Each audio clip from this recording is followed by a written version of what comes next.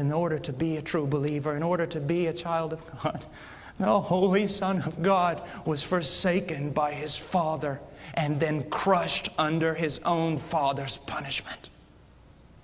You say, oh, Brother Paul, you've gone too far now. Have you not read Isaiah 53:10? It pleased the Lord to crush Him. Take a 10,000-pound millstone and put another on top of it. Put a grain of wheat between them and see what you've got when it comes out on the other end. Take a dam 100,000 miles high and 100,000 miles wide and have it break in front of you. And as the torrent of water rolls down towards you to engulf you, to destroy you, all of a sudden the ground opens up and drinks it down, and not one drop splashes to your feet. And so Christ raised His hand up to heaven and took the wrath of God, that great cup, and drank it down. And when He cried out, "It is finished," He turned it over and not one drop came out.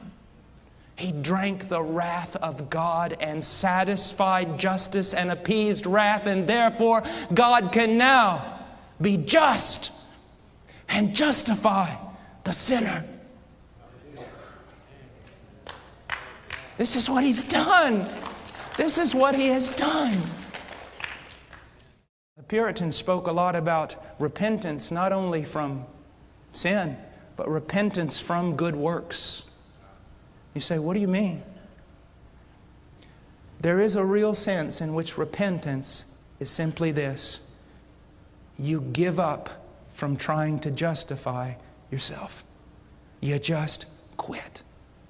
You see that every one of your most righteous deeds is better than filthy rags, and you detest them, and you throw them to the floor, and you stand there before God and say, unless you move on my behalf, I am damned. And you believe. You believe. You trust. There is a deacon in my church back home. Little church in the middle of a cornfield.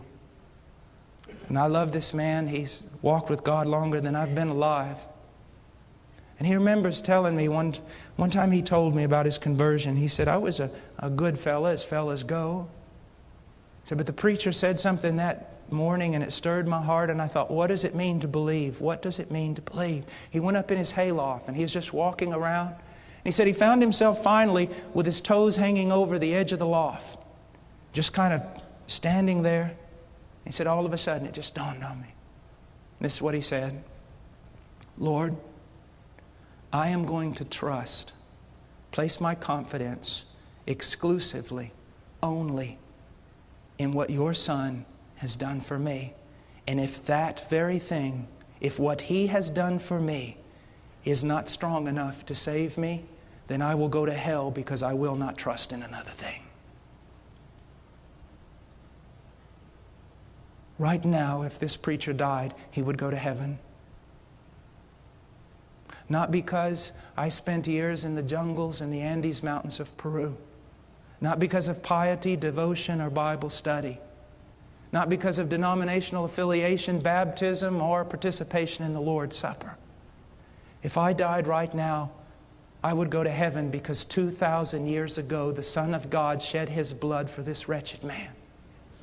And that is my hope. And I expect that that scarlet thread is strong enough to hold me when I swing out into eternity upon it.